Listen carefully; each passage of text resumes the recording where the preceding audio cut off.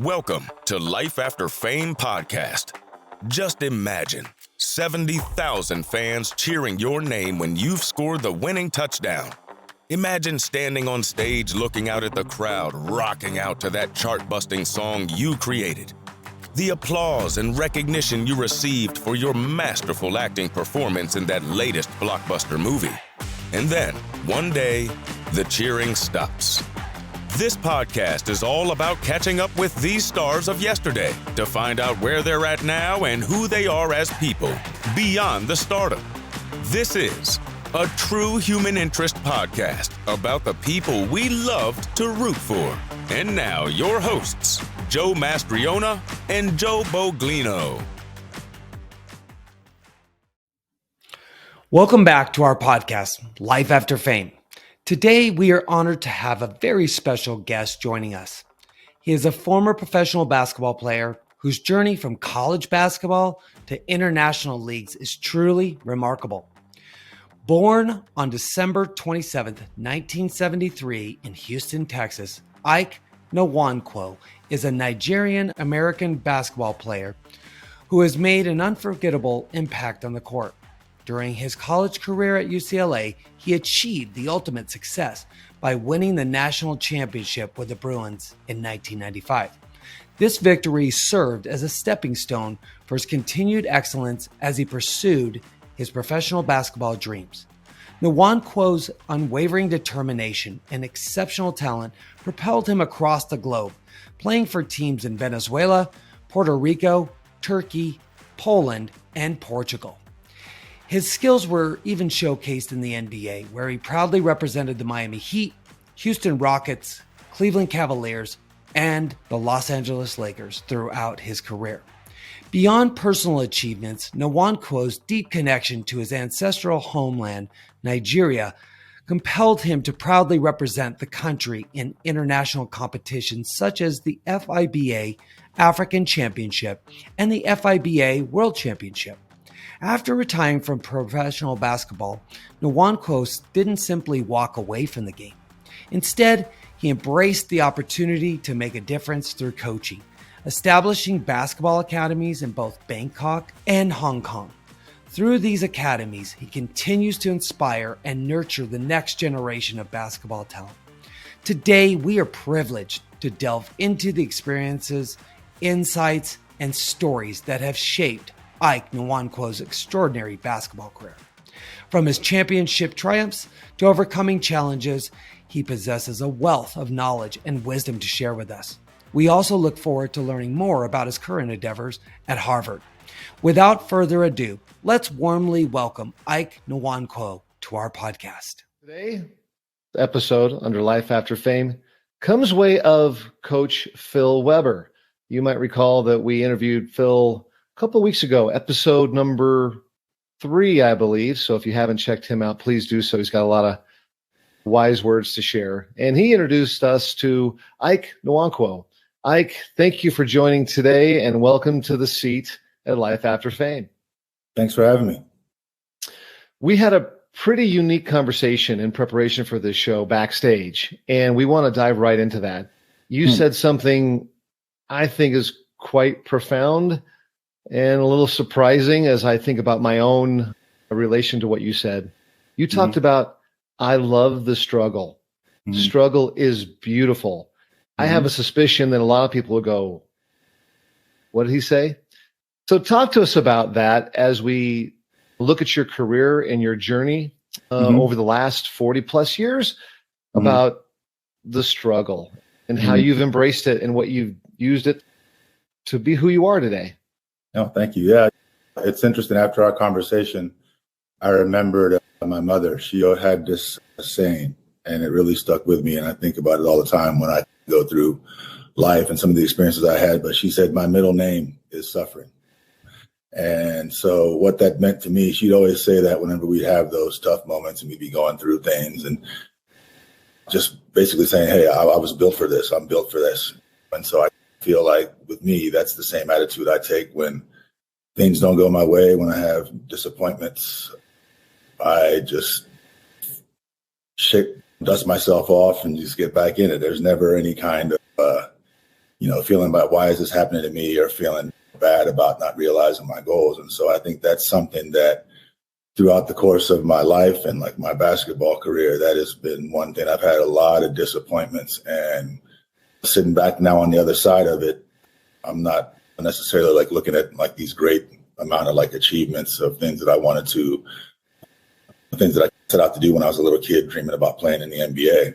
So sitting back and looking on my career and my life, it's not about I reached these great heights or climbed these great mountains. It's just that the ability that I never gave up and just kept pushing and kept trying to succeed. And so I think that's the thing that I'm most proud of and gives me the most of a sense of peace sitting here. But then it's not over. And I think that's also part of what's going to help me in the future. So yeah, definitely embrace that aspect of it. So when you said that to us backstage, I love the struggle. Mm-hmm. It's beautiful. I'm going to drive deeper with you here because it is profound to me on a personal level. I'm 50 years old, Ike, and things recently have happened that I've deemed as struggle in my life. And I'm getting my ass kicked right now by life as it feels. And so can you dive deeper with me and with us in terms of what does it mean to I love the struggle? And it's beautiful because, man, I'm here to listen and learn from you because I'm struggling and I'm resisting the shit out of it. And so I want to learn. I mean, I don't think it's necessarily like I'm trying not to like sound like cliche or get into things that we've all heard, but I think that it's not necessarily like being happy that things don't go your way and then you are feeling not being sad. I think we all are sad and we all have like disappointments and sadness. And I've definitely done my share of like found myself like crying and just devastated by things that happened to me. But I think that for me, it's like, okay, you definitely have those moments, things are going bad, and you even realize it like when you're in the moment when, things is not going your way, life's not going your way. But for me, it's just that resiliency and that being able to just embrace it and just keep pushing forward. And, like I said, it's not something that I necessarily like, who I always was. So growing up in my early early teen years, I was like a highly recruited prospect, getting recruited by like every major Division I school in the country. And I had this sense of entitlement, I thought, just an attitude. And I had a devastating injury when I was 16 years old where I lost the use of my left hand. So my three fingers on my left hand, I have no sensation in them. And so I went from somebody that was like highly recruited and was All-American, I think and then a lot of like the people that were recruiting me the day before stopped recruiting me, didn't have all this attention. It affected my game. And so at a very early age, at 16, I went from somebody that had this like path to the NBA that was going to be the next great thing coming out of Texas to going to UCLA and sitting on the bench for the next 4 years. And that was very humbling and devastating to me. And I was many nights like being there, just crying at home in the dorm, embarrassed, sad about like what my friends were thinking back home in Houston. I just felt like a complete failure. But it was during that time that I used it as an opportunity. I kept working on my game, but then I also focused on my academics and I became a really good student there. And so when in high school, because of the fact that I was like an All-American and the next great thing, I didn't necessarily focus as much on academics, but my time at UCLA really helped me become a great, student and better than the average student than I would have been. And also I just never gave up on my dream of playing in the league. And so, yeah, I mean, it's something that I've embraced. It's the same thing at the end of my college career. Had like 0 offers to any NBA camps. People thought I was crazy, that the idea that I would continue playing basketball after college with no achievements or accomplishments. But I just had this dream that I was going to, whatever it took, playing in Saudi Arabia, playing in Venezuela, Portugal, wherever they bounce the ball, I was going to try to make it happen for myself. And so, yeah, definitely as the struggle was going on, I wasn't thinking to myself, hey, what if this doesn't work out? It was all about, I got to get to this goal. And I never really achieved that NBA superstardom or whatever that I was like striving for. But along the way, same thing with the disappointments that I had in college, where it informed like my academic career and gave me the base to be a better student and helped me in other ways. It's the same thing when pursuing this NBA dream.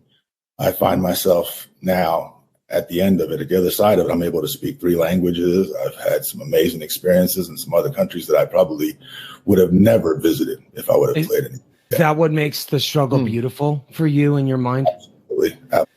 Because I think a lot of us, I can just speaking for myself, sometimes, not always. I mean, it isn't like the first time I've struggled in my life and persevered, but sometimes you go, why me? Why is this happening to me? Absolutely. Right. And there's self-pity there. And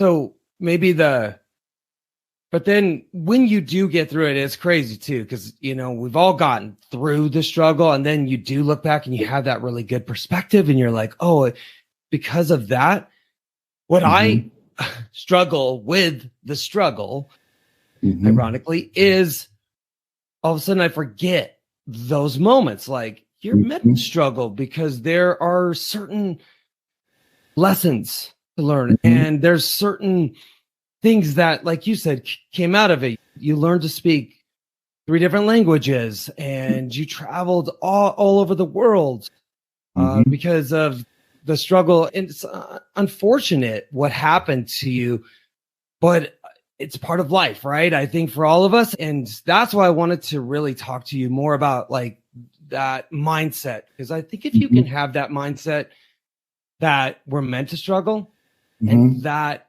it's okay. Absolutely.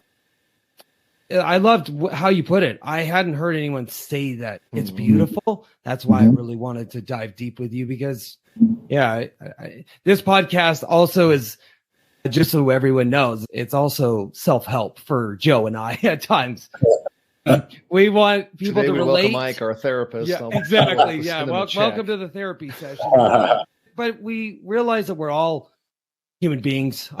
We all share the same joys. We share the same fears and struggles and things like that. Absolutely. That if you could just change your mindset to it and actually embrace it instead of resist it, like I've been doing, it'll be easier, right? Absolutely. I think it's a lot different than somebody trying to tell you that what you're going through is not real, or it's not that bad, or look at how somebody else has it as a way to tell you to snap out of it and make yourself feel better. It doesn't matter that other people have it worse, or people can't do A, B, or C, or some people don't have running water. I don't think that's necessarily like the way to look at it. But I do think that at least the way that I, experienced it, the pain is real, the disappointment is real, the things that happen, all those things are real, but it doesn't have to be the end. It doesn't have to be like what defines you. It doesn't have to be like what, destroys you or keeps you from getting up and keep on going. And there's other gifts out there. So I think as soon as you realize that and really like embrace, okay, this is where I am now, and this is my situation now. So what am I going to do? Am I just going to sit here and feel bad for myself, or is there some other things that other ways I can benefit from this? And so, it almost seems like it's at the time of struggling, you're suffering, you're trapped. And it isn't until later. To me, I've always felt like it's a cross between perception and expectation. So my expectations were met. That creates some struggle in reorienting myself to new expectations. And in the perspective, have you ever talked to anybody that has gone through struggle and years later doesn't say, well, that was the best time. That was the best learning lesson of my life. Boy, I really learned a lot, and I would never change anything. What I have learned is, can you recognize the good while you're going through the bad at the time? And so, Joe, I was going to ask you, man, right now, where you're at, what's the good coming out of this particular time right now? That might be an interesting anecdote to share with our audience, because it's hard. People say, well, have gratitude. Okay, I'll have gratitude for being thankful for those baseline things. But can you get to a point where you say, okay, I'm going through this, but what's the pearl that's here that I can experience now versus years down the road? Right. Yeah. It's a great question. It's a highly loaded question. And I think it's something that obviously I'm still working on and working through because, like I said, I've had struggles. We all have through our lives. I'm 50 years old. I've had more than I can count, and then gotten through them. And like you said, you have that perspective. The key, probably, you're right, Joe, is having that awareness in the moment of struggle and then being like, oh, wow. And I will say this, you triggered something for me in our backstage talk that when you said that, it opened up something to me, almost like a light or a bell went off. I was like, yeah, remember, Joe, remember, it's okay. You're supposed to struggle. And so, Joe, to answer your question, that is the awareness. And I am just fortunate that I really do believe that we bring people, we bring situations, we bring books or things that we're supposed to hear into our lives. And so we were introduced to you by Phil Weber, who's on, again, episode 3. He's amazing, former NBA coach. What a positive dude. And I absolutely loved speaking with him and becoming friends with him. But I'm so grateful to have met you through this process. Yeah, because you're just a guiding light that just went boom and like, hey, wake up, dude. And I'm there. This is taking on a little bit different of a thing, but let me tell you something, Ike. This is wild, right? So the growth of spirituality and the growth of the universe and those types of things. I'm a pretty pragmatic person. I don't know if I've ever embraced that. However, I'm telling you, what we're saying to you is really quite unique. We had that conversation with you, and I know Joe's been struggling, and you were a messenger that came out of nowhere. Ike, we didn't know each other 2 weeks ago, and you talk about the struggle's beautiful, and Joe and I were talking later, like, what did he just say? I mean, that's exactly how you're feeling. That's the message that you needed to hear. I love the struggle. Struggle is beautiful. Ike, you're the first person in my life I've ever heard say that. Oh, thank you. Thank you. Yeah, I appreciate it. I'm glad. I mean, I'm glad I could help. I mean, I know it's just been my experiences, and it's like it's been the defining kind of characteristic of my life. And like I said, if the 13-year-old me would have seen how my life played out, I think he would have been devastated, have been crying, But now the almost 50-year-old me, I can honestly say I wouldn't have it any other way. And I mean that from the bottom of my heart. It's amazing how that works. That's an important lesson. Yeah, I think it's so important for our audience to hear all this. And that's why, like, our show is about vulnerability, and we get our guests to become vulnerable. But that is not just about the guests becoming vulnerable. And that's why I am being vulnerable. I want others to hear this so that they can, if they're struggling with life right now, that they can hear this and hear you and hear me and say, hey, if Ike and Joe are struggling and they've gotten through it, and Ike is looking at it as beautiful, and now Joe's going to look at it as beautiful, and that can help them. That's what this is all about. So honor that so much. Thank you. Amazing message. Yeah. So Ike, looking at your career, it's almost like looking at an episode of Amazing Race. I mean, I think you've played in over 20 countries, right? And I mean, your perseverance and your dedication to the game and to your dream is something that absolutely could be written about. From playing in Russia to Poland to Denmark, Venezuela, Puerto Rico. In fact, I think in the 2 leagues, one in Puerto Rico and one in Venezuela, you were the MVP of the league there. So you absolutely had talent, and you weren't going to give up this dream, and you went all over the world to perpetuate it. So tell us a little bit about that journey, about going all over the world and playing basketball. No, it's a beautiful story, and I tell it Every time I tell it, it's a little bit emotional, but I remember it was, my last year at UCLA, I transferred to Long Beach State for a year. But during that time, I didn't want to give up on I wanted to get my degree from UCLA. I still lived there. I loved UCLA. So I was still enrolled in school there. And so when I transferred, as a matter of protocol, you're supposed to like withdraw and then go to the other school. But I just put it off, and then finally found myself still enrolled. So I was still taking classes at UCLA in the morning and taking classes at Long Beach State in the evening to maintain my eligibility. And just like I said, I was only at Long Beach because I really wanted to pursue this dream of playing in the league. And so it didn't work out at the end of the season, sitting there, and I think we'd lost like in the Big West Conference. So we were saying our goodbyes, and I was in the car coming back, I think from Santa Barbara. And my teammate was like, "So what are you going to do now?" And I was like, "I'm going to still try to play." And there was like this awkward kind of silence in the car, almost like this guy thought I was crazy. Like, this guy's talking about playing to the next level. And at that point, I was a little bit embarrassed that I'd said it, but just wanted to keep pushing through. Spent the summer working out with Phil, actually, oddly enough. And the NBA draft came and went. And I remember the night of the draft, seeing all the people that were in my class from high school and hearing some of their names called. And I remember that night just like crying my eyes out in front of the TV that, for all intents and purposes, this basketball dream was like just completely over. And maybe I was being like unrealistic by thinking that I was actually going to be able to keep playing basketball. But a week later, I got a call from this agent in Venezuela, and he had heard my name from like my assistant coach at Long Beach. And at the time I was like super buff.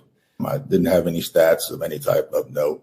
All he knew was that I was 6'10" and I was like super buff, and their starting center had just got injured before the start of their season. And so he was like, "Can you be on a plane and can you get to Caracas like tomorrow?" And funny enough, like the night before, I went out with my buddies and we went drinking. And I remember that night I wanted to get something to eat. So I went to the grocery store. This was before I got the call from you. I guess I should have started a little bit earlier. But I remember I went to the grocery store and I got a loaf of bread, gallon of milk, and some Doritos. And I went to go pay with my debit card, and it was rejected. I had no money. I had just the shame of somebody being a UCLA graduate and had no money for groceries. So this was the night before. So we went out, got drunk, hung out with the guys, and this agent's calling me the next day saying, "Can you be on a plane? Because there's a big game in Caracas." And so for me, I had never been, besides being in Nigeria a couple of times with family, never really been out of the country, and had no idea really where Venezuela was. Didn't know they played basketball there, but all I knew was like it was a chance to play basketball. And so the guy told me, he's like, "Yeah, our starting center got hurt. We'll give you $300 a day. And if you make the team, you might be able to stick around as a reserve player." So I went there, got off the plane from Venezuela. I had the game the next day. And I don't know if you guys ever saw the movie Cinderella Man with Russell Crowe. I think it was during the Depression. Yeah. And he was like getting like knocked out all the time, I think before the Depression. And then he was in a situation where he had to, feed his family because it was during the Depression. And he ended up starting to be like a champion prize fighter. I think it was the same thing with me. I got out to Venezuela, and like my mom always said, I was playing like a wounded lion. I was doing stuff on the basketball court I'd never done before, because this was basically like, in my mind, my last opportunity to play basketball. So I went out there and I was just playing at another level, to the point where during that week that I was there, they ended up signing me for the rest of the season. And the guy that was there that got hurt, they released him. So kind of like it was like a new chapter for me, it's like a rebirth. And so, but the thing about the league there, they played like so many games. So they played like every Friday, Saturday, and Sunday, like back to back. Oh, wow. So the benefit for me was that all the time in college I didn't play when I was sitting on the bench. I played like 60 games in the next like 4 months. And from that, it just gave me a different like mentality, sense of confidence, and belief in myself that this basketball thing could keep going. So that was the first kind of experience I had overseas. And did you stay there longer than just a year, or how long were you there for? Sorry. No, I was there. The first time I was there for, I think, 5 months. Then I went to the Puerto Rican League, and it was the same kind of thing. They had heard that there was this guy that was in Venezuela that had played really well in Venezuela once again, but nobody really knew my name. So those first couple of contracts I had were all kind of tryout basis. Nobody wanted to sign me long term because college didn't have any college stats, didn't have that much of a reputation. And it was the same thing that first season, just going there just to prove myself and establishing myself as a basketball player. And then came back that summer and started working with Phil. And got my first invite to an NBA basketball camp, that summer. That had to be thrilling for you. Right? Yes. Wow. What was that day like? Yeah. Like, I mean, you went to the extremes to continue to play, and it's paying off. So you get a call, and what happened? Yeah, walk us through that day, Ike. What were you? Yeah, it was amazing. What was it like? I summer actually had the success in Venezuela and in Puerto Rico, and this was back. I don't know if you guys remember. Magic Johnson had a touring team, a travel team that he went like all over the world with.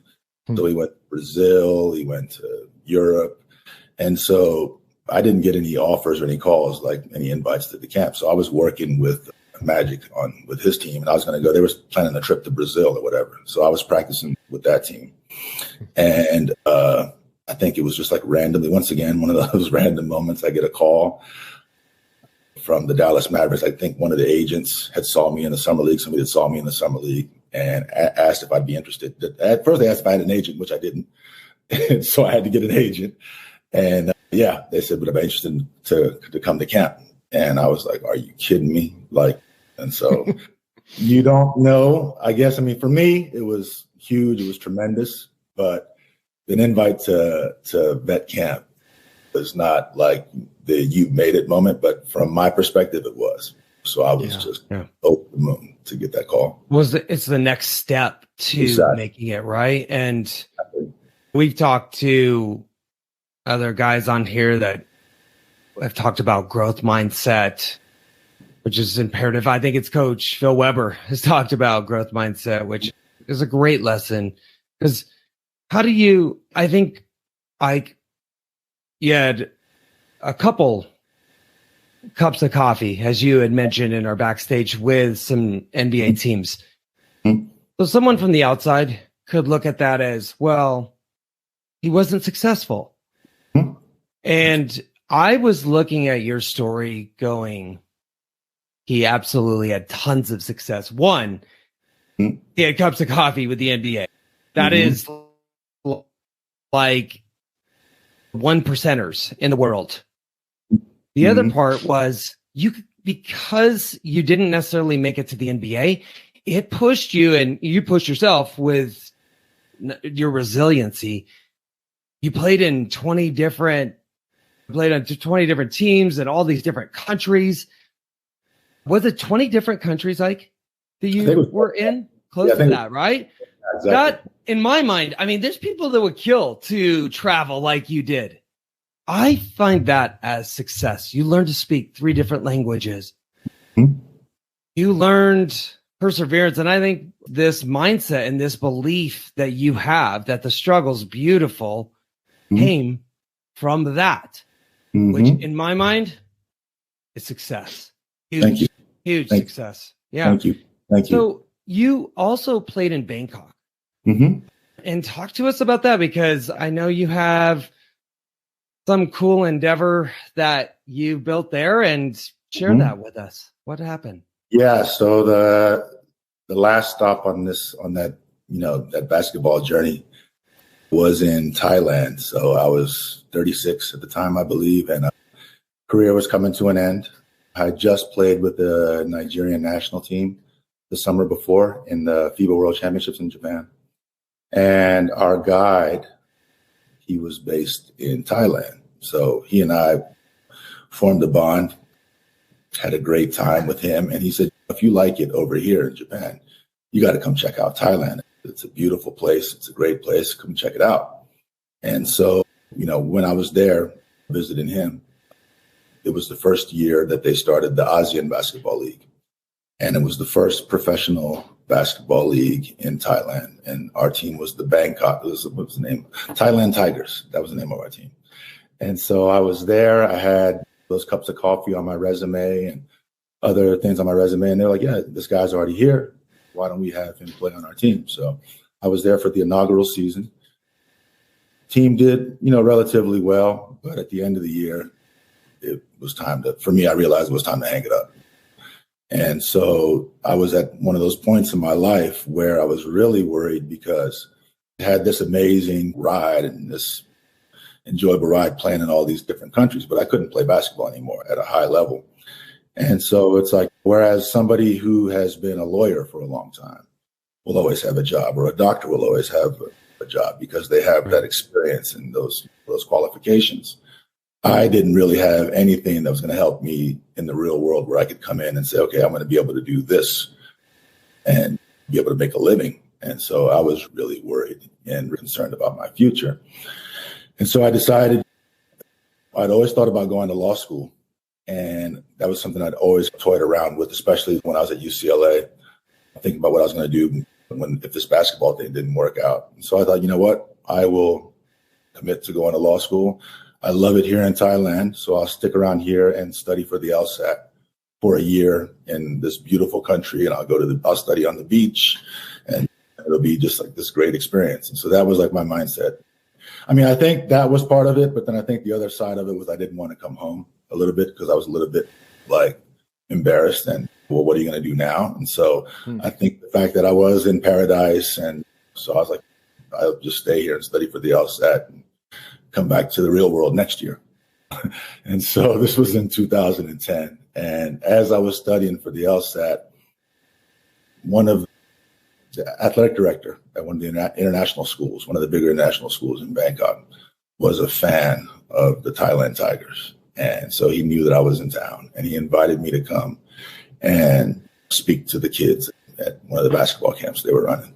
So I came, I was like, I don't know what I had never coached before, never really had any kind of like desires to coach. I always told myself that when I was done with the game, I was going to do something else. But because this guy was such a nice guy, I was like, okay, I'll come in for an afternoon and come and talk to these kids about whatever. Like when I get there, just seeing the kids' energy and their passion and just how they were looking at me with this like, oh, who is this like big guy? I really loved it. I enjoyed it. I was supposed to be there for an hour, ended up staying for like 3 hours, whatever, just really loved it. And I didn't know it at the time, but discovered a passion that I had for not necessarily like teaching the game or coaching the game, but being able to like interact with kids and being able to somebody that could be like a role model or a mentor. I really enjoyed that part of it. And so we developed such a good rapport with the kids at that particular school that he invited me to come back. So I came back, every week. And then he offered me the opportunity to just start my own program. And we started off in that one school with a few kids, and it just started growing and started adding more schools. And so I was supposed to be there for a few months, and I ended up staying there 13 years and started my basketball academy. Yeah, expanded to Hong Kong and other parts of Southeast Asia, and just took on a life of its own. And you're back home? And we'll talk about that in a second. Really pretty cool news. Yeah. You're still involved there? Still involved. Yeah. Like I said, I know it's cheesy to say, but it's my life's passion. It's like my love. It's my heart. Not cheesy at all. Yeah. Not cheesy at all. I don't think so. Yeah. My heart. Yeah. It's my heart. Yep. I love it. Yeah. So I have, right? Yeah, man. Yeah. So I have this opportunity that kind of came about, like you said, we'll talk about it, but during COVID, because of what was happening during COVID. I think that this opportunity I had would probably be the only thing that would be able to draw me away from my program. So I told myself, and I promised my wife, I have some really great people that are running the academy now. And I told myself I wasn't going to be involved as much, but that hasn't been the case. So I'm basically calling them every day, and I know every practice, and whether our U18 team lost or our U10 team won the tournament. So like all these kind of things, can't help it because that's what I love to do. So, yeah. Hard work is important. It Absolutely. is. I think it's important to our happiness Absolutely. as human beings. So well done. What's the name of the academy? The Top Flight Basketball. Top Flight Basketball. Tell us about what you're doing now. I think it's really interesting. You're in Cambridge. Yeah. What are you doing in Cambridge there? Yeah, I'm at Harvard Law School now. So it's another one of those things where, one of those dreams I had came true. It's probably the only thing that would take me away from my academy. But during COVID, when everything was shut down, it was really heartbreaking. At the start of the pandemic, Thailand, we were doing pretty good. Basically, we were able to run most of our programs as the rest of the world was shutting down. And I have a location in Hong Kong. So those are my two biggest locations. When the pandemic hit, everything in Hong Kong, because of the proximity to China, everything was on complete lockdown. I remember before COVID, I was going back and forth. I'd be 1 week in Bangkok, 1 week in Hong Kong. And I remember my last night in Hong Kong, I went to go work out. And I remember I had like my sweaty workout gear and I had it in my office and I was headed to the airport. And I was like, you know what? I'll just grab it when I come back next week. And that was the last time I was there for the next 6 months. I never wasn't able to come back. I left, wasn't able to come back. And I was in Bangkok with my family. Things were running well there, but then eventually the numbers started spiking. Everything got shut down there. So for the first time, literally, it was really bad because anybody who knows me, they know how much I love my academy, how much I love being part of practices, planning, games, and we basically couldn't do anything. I was sitting at home every day, and my kids, who were still very young, but even younger at the time, they went from seeing me every week to just seeing me wake up, sit on the couch, and watch The Last Dance all day and just watch Netflix. And so I remember there was one moment, where my son comes in the room, and I've been in my pajamas all day, and I'm just, the way he's looking at me, I was like, I can't be this example for him. I got to do something. I can't just sit here every day and just watch TV all day. And so I was like, you know what? Why not pick up where I left off before Top Flight started, start studying for this LSAT again and see where it goes. I really just dove into. I remember at the time, I did well in college, but my transcripts were 20 years ago. And to take this exam, I thought to myself, there's only going to be a limited window of schools that I could get into or that I could go to. So, all right, let me just jump back on this LSAT grind again, and then maybe I can make a credible case to get into UCLA, where if I won't need to ask for a favor, and maybe some other places where people can help me. But with my grades now, I got to hit a certain mark. So that was, to me, that was probably the main reason why I did it.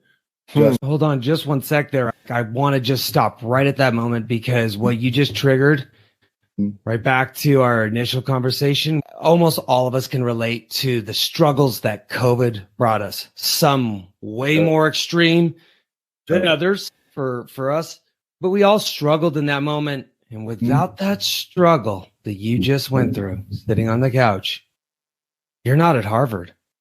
Without it, right? Without that experience, absolutely not at Harvard, right? Because you would have just kept going with the academies, and nothing wrong with that. The academy's amazing. But this brought you to Harvard. The struggle brought you to Harvard. Just wanted to make that point, which I think is, as you coined, beautiful. Yep. So beautiful. Yep. Amazing. I don't want to get emotional when I think about it, but yeah, that's exactly it, because it was terrible. It was really terrible. I remember it goes back to what we were talking about earlier, how people can say, well, this person has it worse, that person has it worse. It doesn't matter that other people have it worse or better.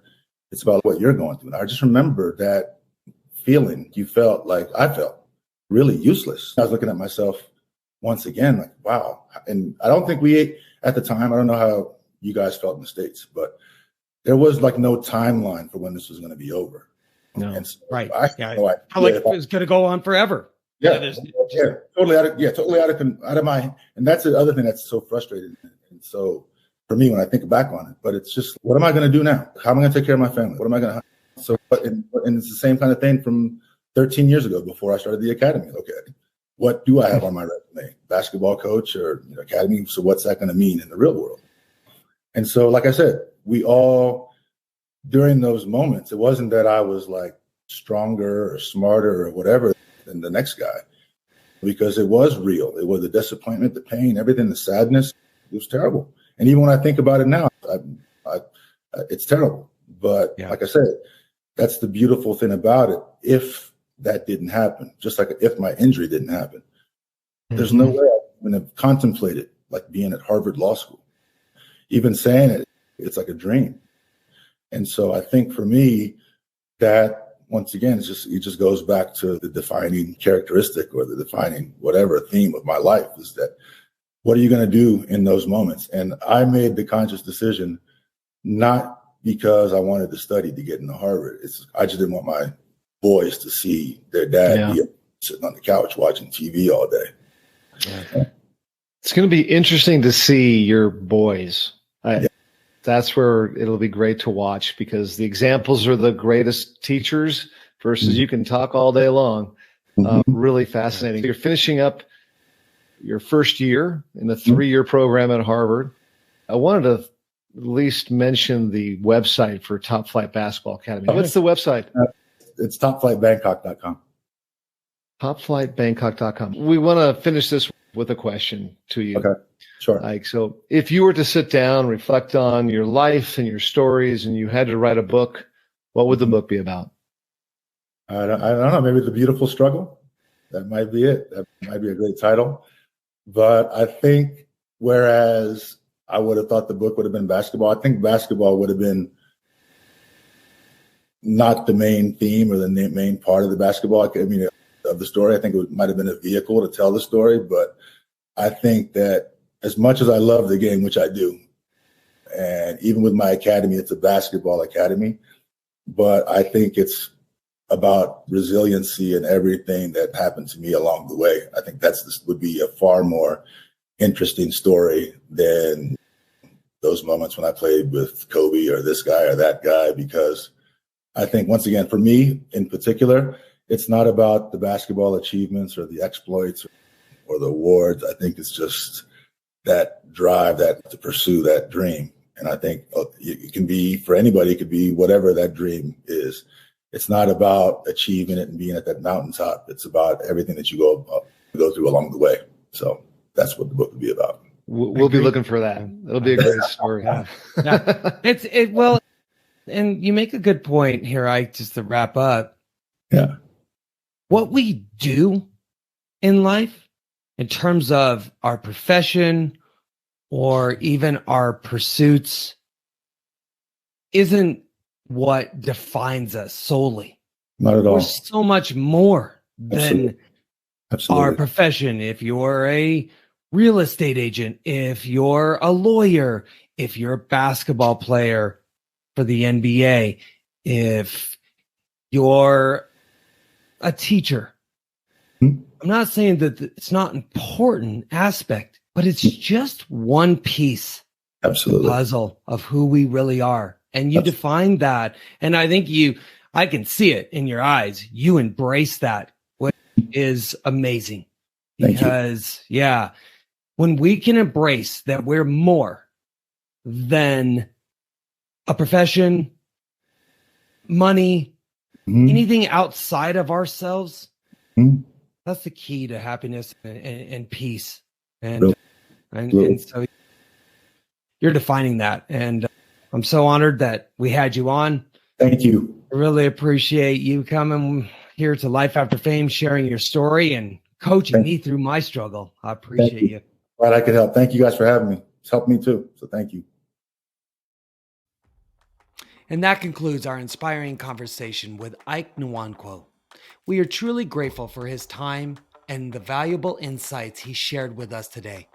Ike's journey from winning a national championship at UCLA to playing professionally around the world, representing Nigeria on the international stage, and now making a meaningful impact as a coach, is a testament to his passion and dedication to the game of basketball. His story serves as a reminder that success is not just measured by individual accomplishments. but also by the impact we have on others and the legacy we leave behind.